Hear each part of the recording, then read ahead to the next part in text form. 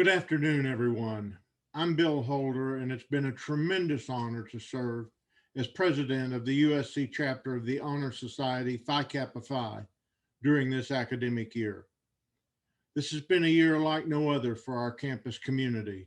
It's been challenging and emotional, and while we're not quite through the pandemic yet, we are seeing many encouraging signs. As president of Phi Kappa Phi, I hope this ceremony brings you the joy and pride as we gather to celebrate the outstanding achievements, and particularly this year, the resilience of our newest members. Before we continue our program, let's share a message from USC President Dr. Carol Folt. Dr. Folt serves as the 12th president of USC, bringing broad leadership experience across the university, including arts and sciences, the professional schools, and academic medicine. Throughout her career, Dr. Folt has earned a reputation for always placing students at the center, advancing academic excellence and innovation, setting ambitious goals, prioritizing shared governance, and focusing always on the future. President Folt. Greetings, everyone, and thank you so much, Bill. You and everyone on the board of Phi Kappa Phi's USC chapter have been terrific in supporting community and connection during the pandemic. It is a privilege to be with all of you today. And to the students here, congratulations. Today, you are joining the oldest all-university honor society at USC. The university's chapter of Phi Kappa Phi was founded in 1924, which means that you stand shoulder to shoulder alongside nearly a century of great scholars at USC. These are Trojans who earned exceptionally high GPAs and have gone on to do good things in the world.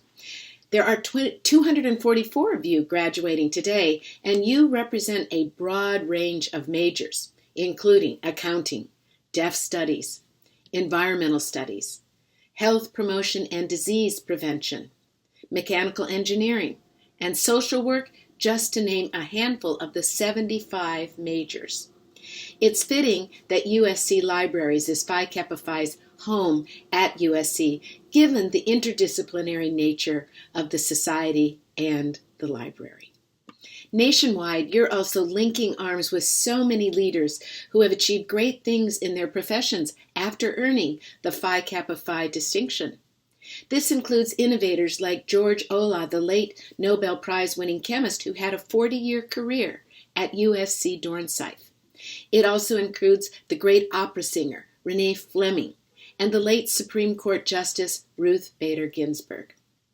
Phi Kappa Phi members, just like you, are contributing to their communities everywhere, building meaningful careers and helping others.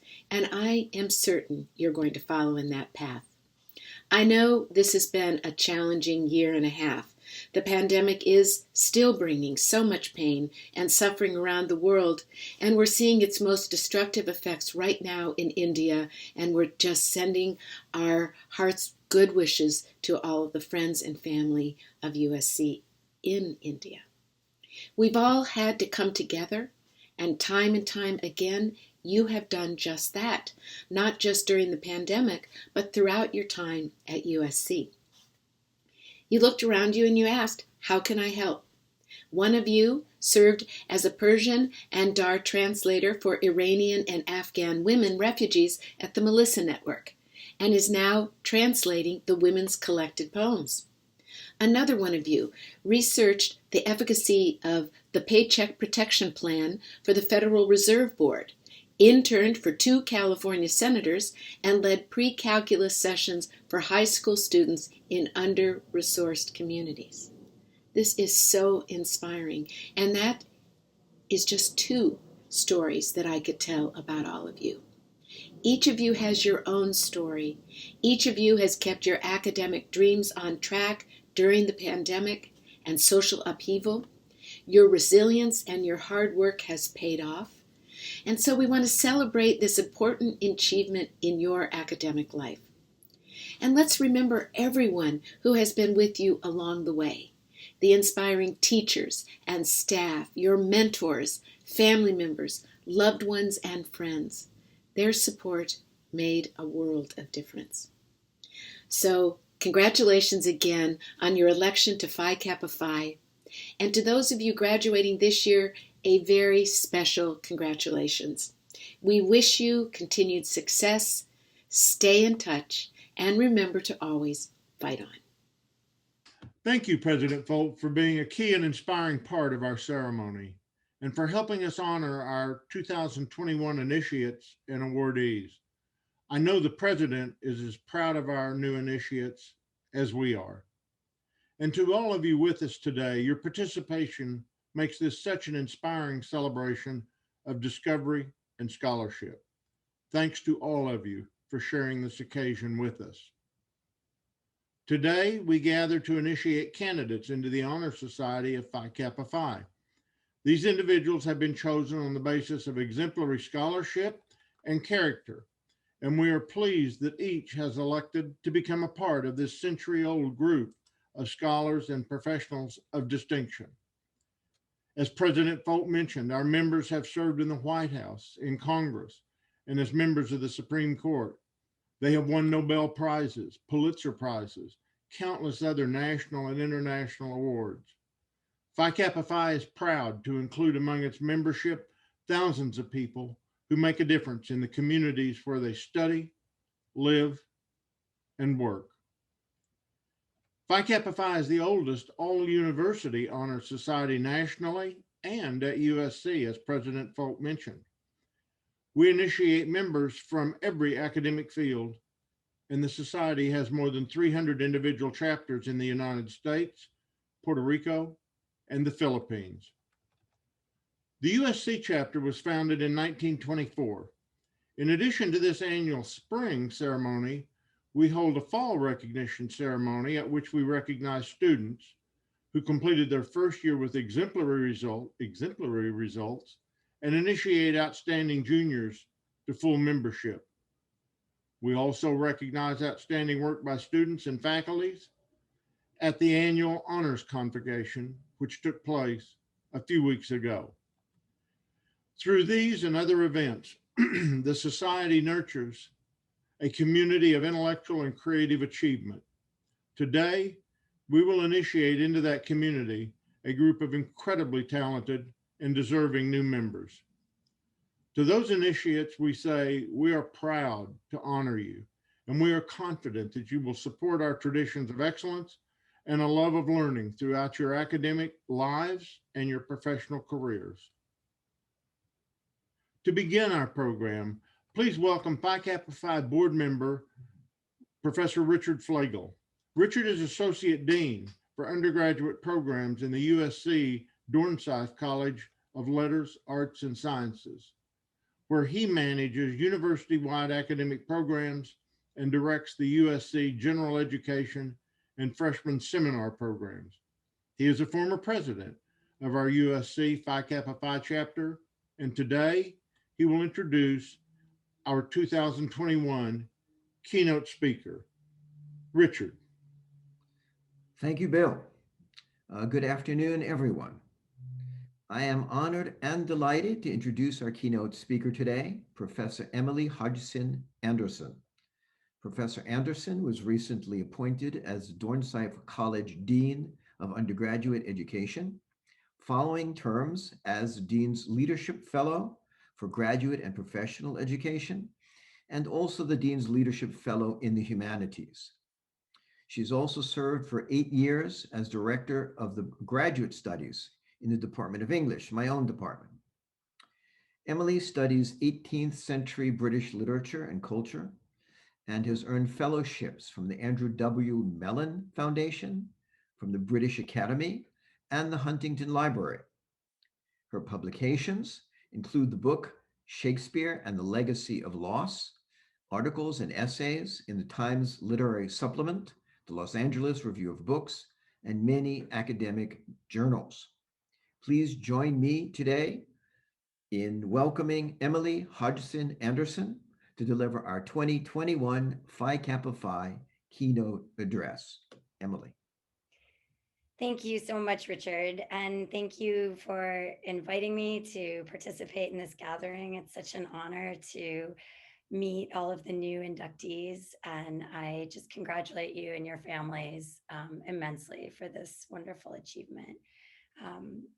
My remarks are relatively brief, and I'm going to start by saying I also appreciate you giving me the chance to reflect on your motto, "May the love of learning rule humanity," and what this motto has meant to me. And so perhaps my first gambit here will be revealing. As Richard mentioned, I'm an English professor. And so my first impulse when confronted with any section of text is to analyze it, to start with detail and to extrapolate from there to some conclusion. So in this motto, then, I'm struck by several implicit ideals that have governed my own academic path. First, I note the hopefulness of the may. It's a verb that makes the statement an imperative and a conditional both. May is a verb that both expresses possibility and that asks permission. It is a verb that makes the motto read to me as part command, part prayer. Those of us involved in education are equally proponents of aspiration.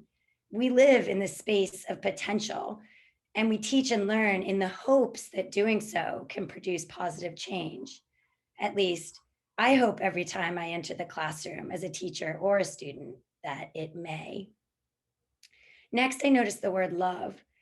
This is a love of learning, of course, but to join the emotional experience with the intellectual endeavor here is an important step. We can have an attachment to learning, this motto suggests, akin to the bonds we might feel to a partner or a child. Now, the Greeks famously divided up love into component types, of course, and the love indicated here is philosophia, specific to learning or wisdom. Yet it remains an emotion and thus a personal bond and choice nonetheless. What does it mean to love the work we do? I think of this feeling when I reflect upon the companionship I have felt with my reading, my writing, my research.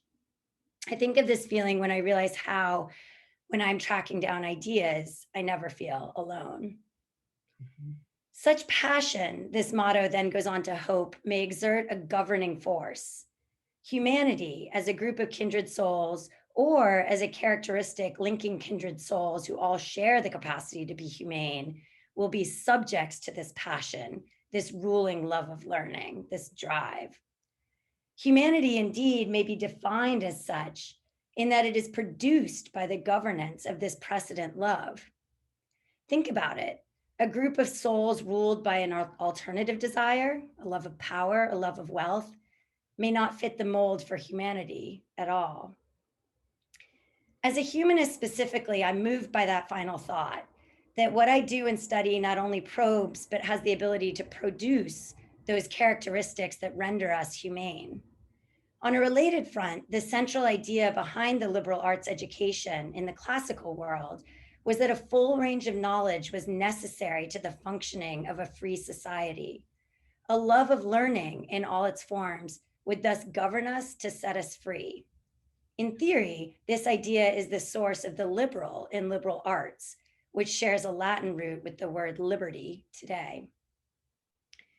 In practice, the experience of a liberal arts education is, as I hope many of you have found, one of variety, excitement, and serendipitous synchronicity. By synchronicity, I don't mean the fact of all of us Zooming together right now in real time. I mean the coming together of ideas in unexpected and fortuitous ways. That's something we excel at fostering at USC. And I always love it when, for example, a student tells me that something referenced in an IR class made that student think of something we just talked about in Core 102. In early historical periods, of course, academic disciplines weren't nearly as discrete. And this type of synchronicity was understood as a component of understanding, full stop. What we now call a scientist was then a natural philosopher, suggesting that the existential conundrums posed by research were folded into the research itself. So too would poets and philosophers learn from and influence those around. In the early 19th century, for example, a young woman named Mary Shelley famously overheard a conversation about experiments in galvanism and wrote the novel Frankenstein as a result. In the early 19th century, her husband Percy Shelley claimed the poets as the true legislators of our society.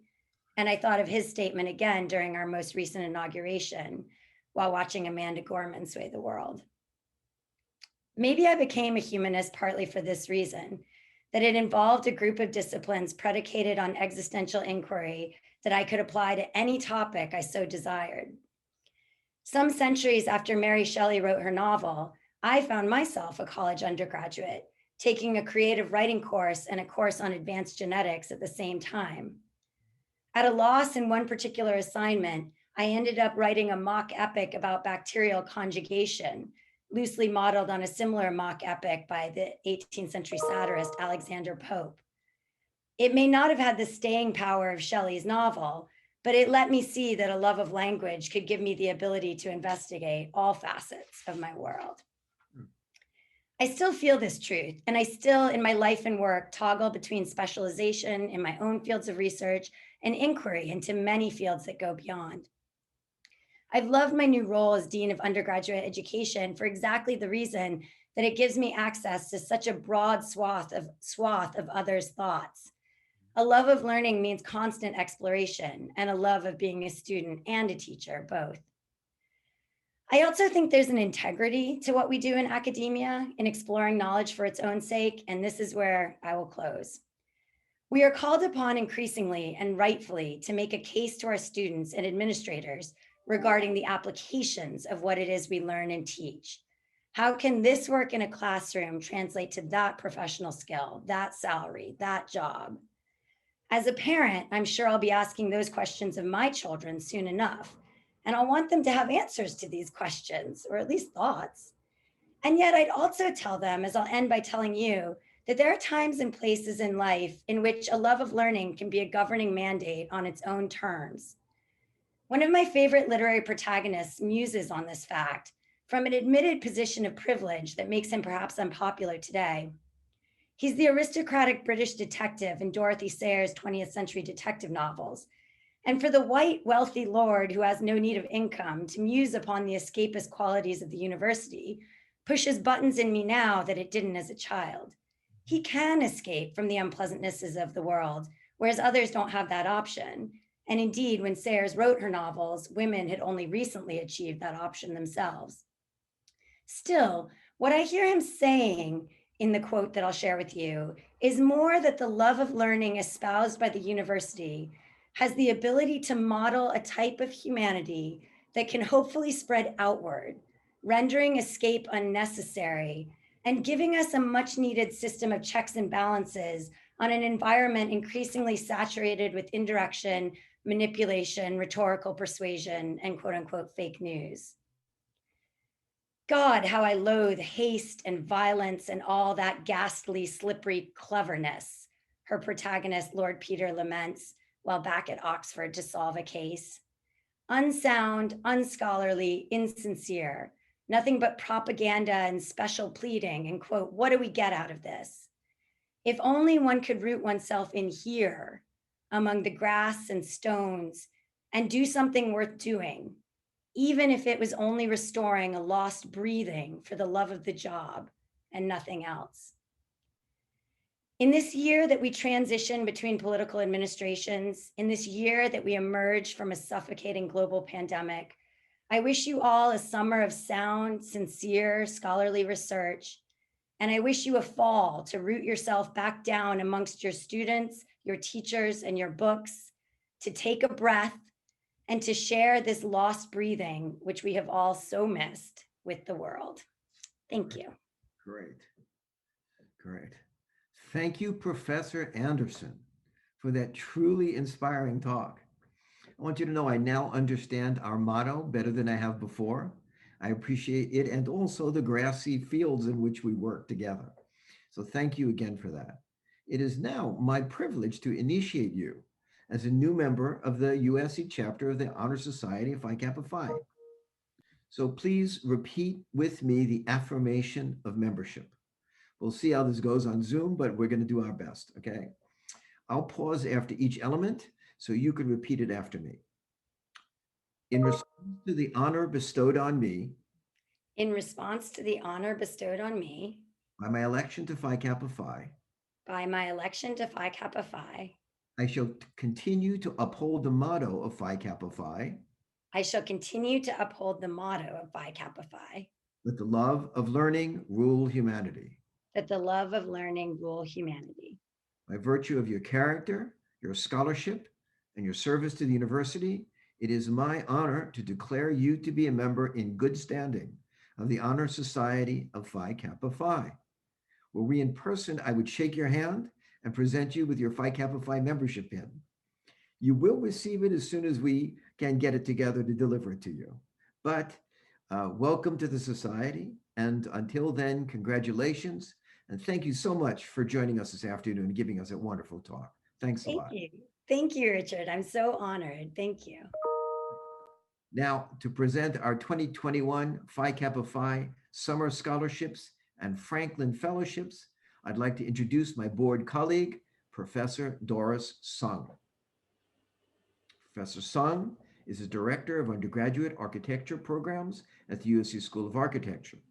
She develops smart building materials and designs building products that improve public health for pedestrians as well as those who occupy the building. Doris has been a fellow of Google's R&D for the Built Environment, of the Rockefeller Foundation, and the Headlands Center for the Arts. Please join me now in welcoming Professor Doris Sung. Thank you, Richard, and hello, everyone. I am excited and honored to present the 2021 Phi Kappa Phi Summer Scholarships and the Carl and Sterling Franklin Graduate Fellowship Awards. Each year, continuing undergraduates submit proposals for research and creative projects they will undertake in the summer months. I'm thrilled that we are able to present Phi Kappa Phi Summer Scholarships to 2 students whose proposals most persuasively capture the values and ideals of Phi Kappa Phi. Our first recipient is Vikram Kher, who studies computer science. Vikram's summer project, titled Distortions-Based Analysis of Voting Mechanisms, explores the concept of distortion as it applies to voting mechanisms. In short, a mechanism with a lower distortion is better at selecting candidates that more accurately reflect voters' preferences. Vikram describes his work as residing at the intersection of theoretical computer science and economic social choice theory, and we look forward to the results of his project. Congratulations, Vikram. Would you like to say a few words? Sure, I'd be happy to. I just wanted to thank Phi Kappa Phi for selecting me for this award, and I appreciate all the organization has done to support undergraduate research here at USC. So thank you. Our next summer scholarship recipient is Katherine Yang, who is majoring in media arts and practice.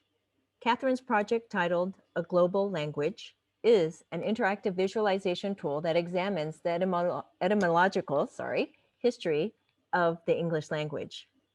The project has 2 primary goals: to bring the field of etymology out of text-based presentations and into web-based visual tools, and to explore how language evolution relates to developments in world history.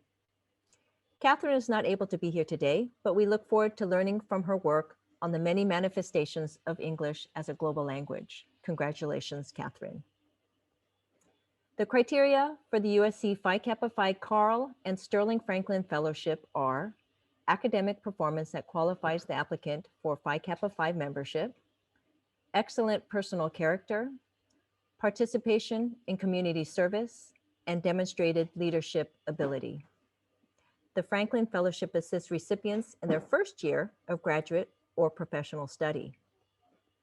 Our first honoree is Mana Offsari. Mana is graduating with a Bachelor of Arts in Classics and will soon begin work toward a Master of Philosophy degree at Cambridge. As a student of classics, Mana is inspired by Cyrus the Great's Philomathia and Philanthropia, the love of learning and love of humanity, respectively.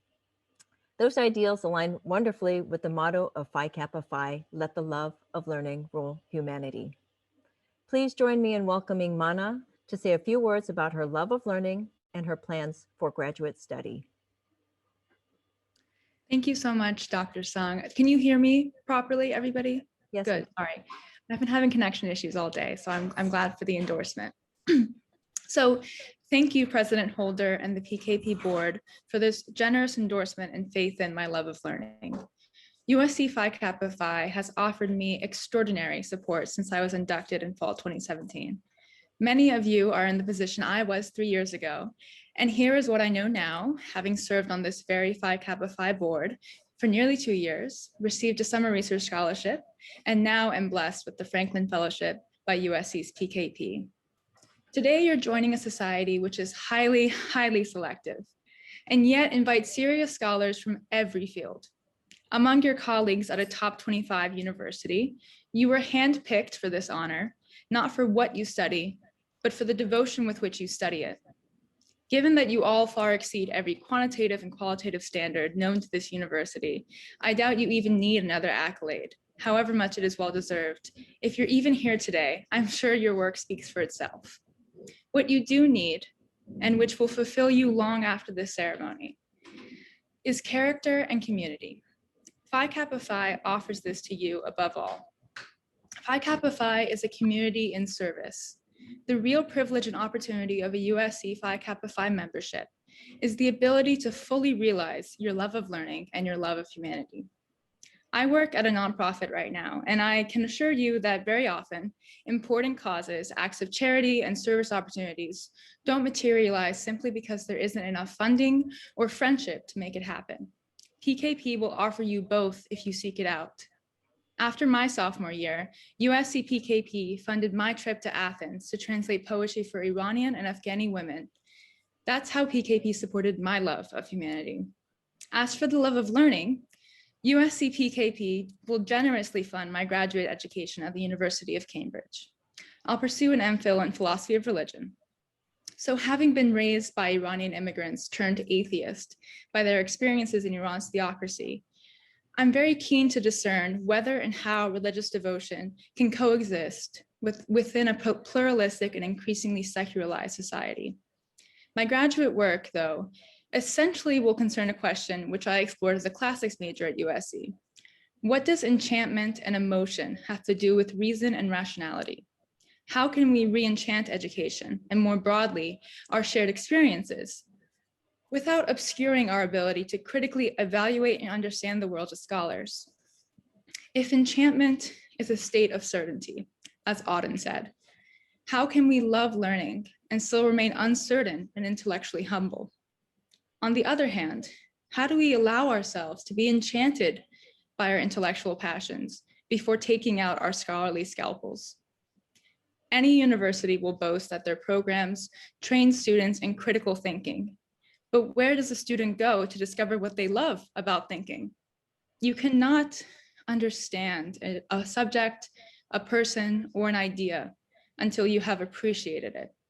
And only then, I think, can you launch an honest critique with integrity from a place of understanding. As scholars, we ought to begin with love and then direct our critique outward from there. Credo ut intelligum. I believe so that I may understand. I would say that we ought to give any person or idea that we encounter, in your field and in the world, the charity and love it needs to be comprehensible to us, and then we may doubt and deny from there forward. Any other approach, I think, might cultivate cynicism and prejudice, which stunts the development of character and community. This all comes down to the love of learning, where all scholarship must begin. USC's Phi Kappa Phi ensures that learning is not severed from love, humanity, or service toward others. Of course, a love of learning isn't solely for the sake of others, too. To quote the poet Hugo von Hofmannsthal, where is yourself to be found? Always in the deepest enchantment that you have experienced. I hope that you develop your love of learning so that you can develop yourselves, and that you take advantage of this community that USC Phi Kappa Phi offers to you. Congratulations, fellow members. Wow, very inspiring, and thank you, Mana. We wish you much success at Cambridge. Our next Franklin Fellowship awardee is Samantha Sharkoff. Samantha studied economics and mathematics at USC and will pursue her Master's of Philosophy in Economics at Oxford. At Oxford, Samantha plans to research international aspects of policies that are typically viewed through a domestic lens, with a focus on the effect of affirmative action plans on inequities in the labor force. Her goal is to understand the efficacy of different safety nets and affirmative action policies and make recommendations to better uplift vulnerable populations. Please welcome Samantha to share a few words about her goals at Oxford. Hi, everyone. First of all, thank you so much, USC Phi Kappa Phi, for this amazing opportunity. I'm immensely grateful for this and to USC in general. USC has consistently fostered a love of learning in me, and I am really excited to bring that with me to Oxford. So when I was first asked to talk about the love of learning, my initial reaction was excitement, because I thought, oh, what better person? I love learning. If I could pick a profession, I would be a professional student. And I would just continue to study a whole wide variety of topics. Not only did I study economics and mathematics at USC, but I also studied English, and I was an English major as well. So part of what I love about this motto is that it encourages you to learn broadly and not narrow yourself to one particular topic. And you can see, if you look closely enough, everything is connected in some kind of way. And I think studying English, for example, has enhanced what I do in economics, because it brings a human aspect to what I do in economics. Economics can be so grounded in numbers and abstract connections between different macroeconomic indicators. So it's very easy to forget the real impact on people. But that's where English comes in, right? Because English, especially literature and creative writing, those are acts in empathy. I think they're exercises in empathy. So combined together, I think it's super important for us to remember that economics affects real people. And that's what I hope to bring when I study at Oxford, is I really hope to use what I study and learn to actually help people. And that's why I'm so particularly interested in policy. And I want to research particularly the efficacy of different affirmative action programs around the world. The US isn't the only country that has such programs. India has a program, South Africa, I believe. There are countries all around the world that implement different programs by different names to help uplift people who have historically been disadvantaged. And so the love of learning to me means to love self-improvement, to love the ability to grow, the ability to solve problems. And I'm really excited for everyone here today, because I think this is only the beginning for you. And as long as you continue to love learning, I think many doors will be open to you. And with Professor Anderson, I had her as a professor, actually. So with her remarks, she reminded me of one of my favorite quotations from literature. It's from East of Eden by John Steinbeck. And I wouldn't be an English major if I didn't have a list of all my favorite quotations easily accessible on my laptop. And so I wanted to share with you a quotation from John Steinbeck, which says, "But I have a new love for that glittering instrument, the human soul. It is a lovely and unique thing in the universe. It is always attacked and never destroyed, because thou mayest. Thou mayest. So thou mayest choose to let the love of humanity, or the love of learning, rule humanity." So thank you again for everything. I really appreciate the amazing opportunity. And I hope to continue to foster my love of learning at the University of Oxford. Thank you, Samantha. That's so exciting. And congratulations once again to you and Mana. Both of you embody the ideals of Phi Kappa Phi, and we are proud to support your graduate studies. Thank you, Doris, and congratulations. to our scholarship and fellowship honorees. You are truly outstanding. Our USC chapter each year selects a few outstanding faculty and staff members chosen on the basis of their academic record, professional achievements, and exemplary service to the USC community. These individuals are nominated by chapter members and voted on by our executive board. It's now my pleasure to introduce them and present them as candidates for initiation into Phi Kappa Phi. I will briefly introduce each candidate for initiation, and after the two initiates have been introduced, we will complete the affirmation of initiation together. First is Dr. Amy Braden. She is an associate director of the USC Huntington Early Modern Studies Institute and director of programs for the USC Mellon Humanities in a Digital World and Humanities and the University of the Future grants. She earned her PhD in English literature from USC, and her research focuses on early modern performance, sport, and gender studies. Dr. Braden has 20 years of experience teaching undergraduate and graduate literature and writing courses. As a graduate student, she received the USC Excellence in Teaching Award. In her multiple roles at the university, she works with postdoctoral fellows in the humanities, digital humanities projects, and initiatives for communicating the value of humanities research to public audiences. Dr. Braden, it's my privilege to present you as a candidate for initiation into the Honor Society of Phi Kappa Phi. Dr. Natalia Molina is a distinguished professor in the Department of American Studies and Ethnicity at USC.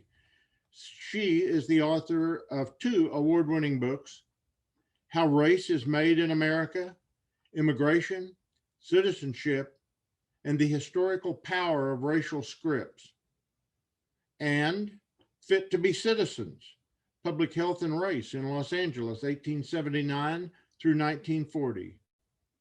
Her work examines the interconnectedness of racial and ethnic communities through her concept of racial scripts, which looks at how practices, customs, policies, and laws that are directed at one group and are readily available and hence easily applied to other groups.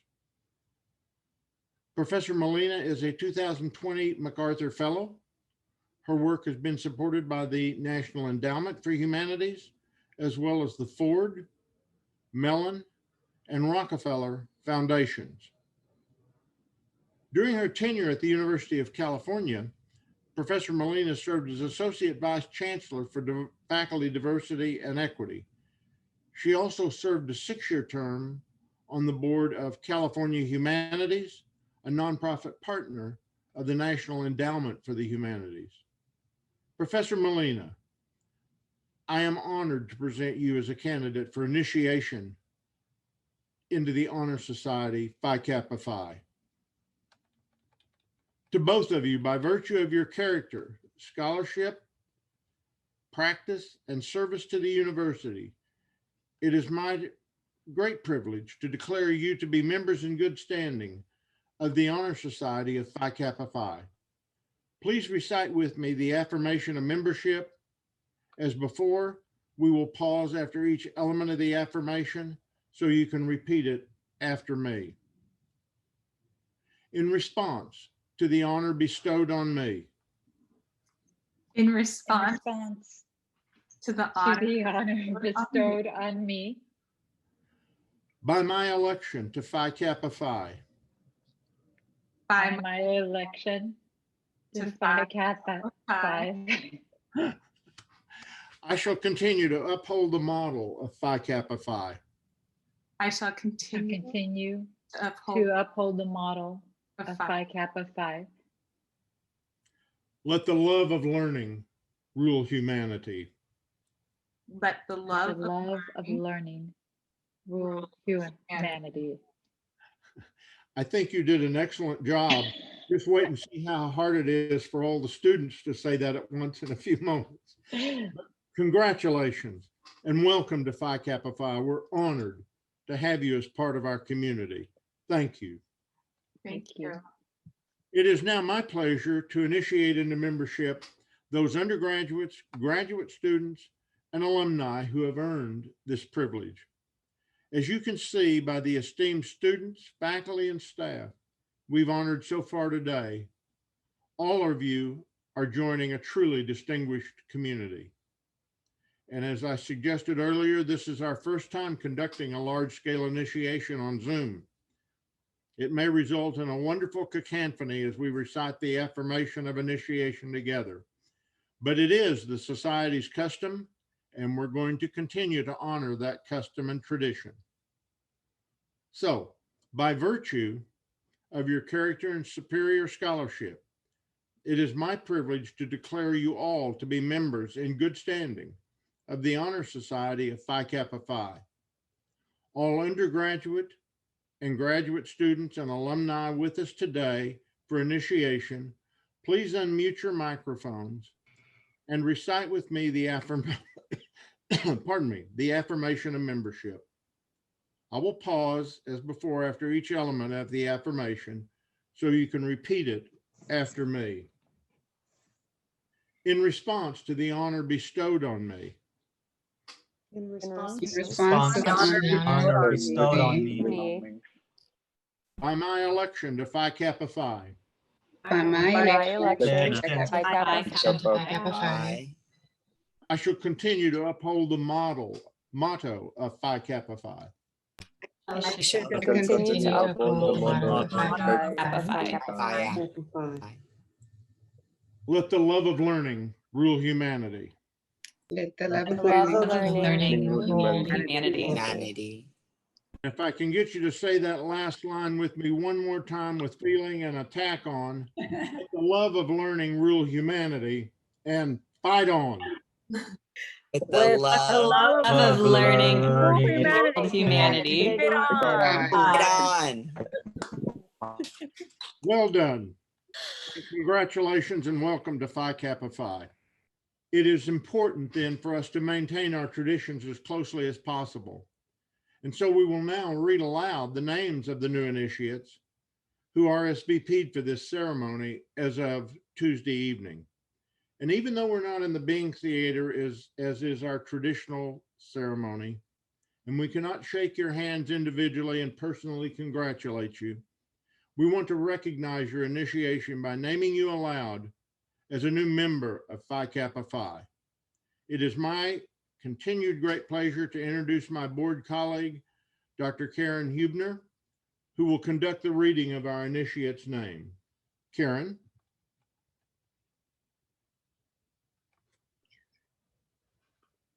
Okay, congratulations, everybody. And it's my honor to call out your name and my request for forgiveness ahead of time if I don't quite pronounce your name properly, but I'll do my best. Hannah Ibrahim, Tessa Farrell, Jessica Landis, Krissa Lukadakis, Matthew Allison, Matthew Chu, Jake Finkelstein Boehm, Edward Galimon, Caitlin Gutierrez, Cameron Pomerantz,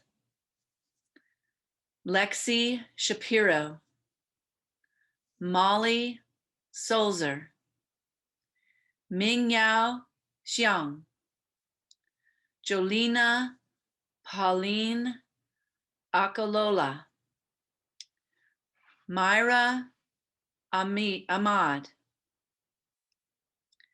Catherine Altman, Heidi Ansorge, Louisa Balayan, Daniel Barr, Sam Angelito Barroso, Brandy Beriger, Adele Beni, Heather Bittner, Yasmin Borhani, Shandon Rush, Claudia Chow, Lisa Calato, Hannah Cook, Rijul Deer, Kim Espinosa, Nicole Awan, Emily Gibson, Ross Goldberg, Enrique Gonzalez, Katrina Gresset, Enadina Guerrero, Karina Gutierrez, Ellie Hansen, Mara Hyman, Deandra Johnson, Rashab Kapadia, Krissa Kovach, Teka Shah Larkins, Molly Lift, Tiffany Lim, Sophia Lopez, Kelly Monley Bayar, Morgan Maring, Paola Medina, Brenna Mills, Kelly O'Brien, Tanya Oliva, Anan Ya Paul Majamdar, Bahar Pishdadian, Ava Pomerantz, Shayna Purser, Aditha Ya Ramanan, Sylvia Rodarte, Ivana Rodriguez, Melanie Romero, Michelle Root, Ravi Kiran Selvam, Rachel Sutcliffe, Dinah Sylvester, Mosima Thema, Chaza Tulane, Eric Tulane, Fatima Uruchi, Rosanna Villalobos, Rashita Foro, Jennifer Wainwright, Junru Wang, Yeli Yuan, Aaron Dunlap, Christine Shipman, Ivy Song, Farad Tajali. Congratulations, everyone. Karen, thank you. Dr. Hubner is the Academic Director of Programs at the USC Sidney Harmon Academy for Polymathic Study at the USC Libraries. Karen earned her PhD in history from USC, where she also received the USC Excellence in Teaching Award and the USC Remarkable Woman Award, a campus-wide recognition for achievements in scholarship, commitment to students, and dedication to the advancement of women in academia. I can't think of a better person than our outstanding faculty member, Karen, to introduce and call these names. Thank you very much for that. As Phi Kappa Phi's chapter president, it has been my privilege this year to support the love of learning across every school at USC. That is the mission of our society, and I've enjoyed a great deal of my term as president. The USC Phi Kappa Phi Executive Board is essential to that mission, and I would like to profoundly thank the board members, many of whom are with us this afternoon. Thank you all for your energy and dedicated commitment to our students, our intellectual community, our university, and the Honor Society, and for making this another successful year in the face of considerable adversity. In the coming year, The USC chapter of Phi Kappa Phi will be in the capable hands of the board and our incoming president, Professor David B. Cruz. David is the Newton Professor of Constitutional Law in the USC Gould School of Law. He is an expert in constitutional law who specializes in discrimination law and the rights of the LGBTQ plus persons. Before joining USC, David was a Bristow Fellow in the Office of the Solicitor General at the U.S. Department of Justice. David truly embodies the scholarship and character that Phi Kappa Phi exists to inspire and celebrate. He is a former General Counsel of the National ACLU, a member of the boards of directors of the ACLU of Southern California, and of the Equality California Institute, and the lead co-author of the first ever textbook on gender identity and the law, just published this year. It is my great honor to introduce him and then to conclude our program. Please welcome incoming USC Phi Kappa Phi President, Professor David B. Cruz. David, welcome. Thank you very much, Bill. Your work as president this year truly has been exemplary, and I'm grateful to you for leaving the board and Phi Kappa Phi in terrific shape. I'd like to offer thanks from the whole board to some important people before I close. First, to the university faculty and staff initiated today, thank you for joining Phi Kappa Phi. It's a pleasure to acknowledge your academic achievements as well as your immeasurable influence in the lives of our students and to welcome you to the society. We thank Dean Catherine Quinlan of the USC Libraries for her support of and enthusiasm for Phi Kappa Phi. The officers and board of Phi Kappa Phi are grateful for the support of our USC Libraries team, Tyson Gaskell, Patty Johnson, and Tim Stanton. Our ceremony today owes much of its success to their expertise and hard work. As we bring the ceremony to a close, I ask the parents, spouses, partners, guests, relatives, and friends of all the new initiates to please accept our congratulations and gratitude. We who work with these initiates at USC know they come to us only after years of nurturing guidance and love from caring family and friends. Only through your support have these outstanding new initiatives been able to arrive here where they are today. Thank you, family and friends. Initiates, you will receive your welcome materials soon if you have not already. On behalf of USC Phi Kappa Phi, stay well, everyone, and enjoy the commencement activities over the next several days. Thank you and good afternoon.